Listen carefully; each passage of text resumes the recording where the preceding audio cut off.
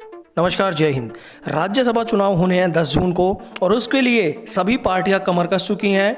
वहीं बीजेपी और कांग्रेस दोनों राजस्थान और हरियाणा में जिस तरीके से लगी हुई हैं, और सबसे बड़ी बात यह है कि दो बड़े दिग्गज नेता जो बीजेपी के हैं और भारत सरकार में केंद्रीय मंत्री भी हैं, दो कद्दावर राजनेता नरेंद्र सिंह तोमर जो कि कृषि मंत्री हैं और गजेंद्र सिंह शेखावत जो कि राजस्थान के बेहद ही कद्दावर नेता और केंद्रीय जल शक्ति मंत्री है, इन दोनों को ही बड़ी जिम्मेदारियां दी गई हैं।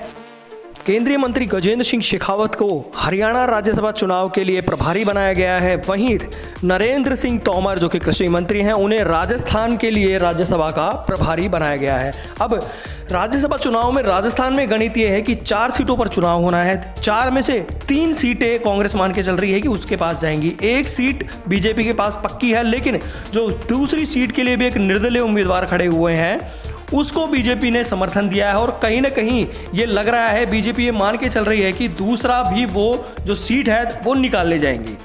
अब हरियाणा का ये हाल है, हरियाणा में 1 सीट पक्की है बीजेपी की, दूसरी सीट के लिए कड़ी टक्कर है कांग्रेस और बीजेपी में। दूसरी सीट भी बीजेपी चाहेगी कि उनके पास आ जाए, क्योंकि उनके पास निर्दलीयों का समर्थन है, साथ में जेजेपी के समर्थन है। और अगर कोई और अगर जोड़ तोड़ हो जाता है, कोशिश में देखो सभी पार्टियां ये सोचती हैं कि ज़्यादा से ज़्यादा सीटें आएँ, तो कहीं ना कहीं हरियाणा और राजस्थान के लिए 2 बड़े कद्दावर नेताओं को प्रभारी बनाना, और दोनों ही नेता जिस पृष्ठभूमि से आते हैं, अब कहीं ना कहीं ये 2 जो बड़े नाम हैं, अब क्या उलटफेर हो पाता है राजस्थान में और क्या हरियाणा में उलटफेर होगा, ये देखना महत्वपूर्ण होगा।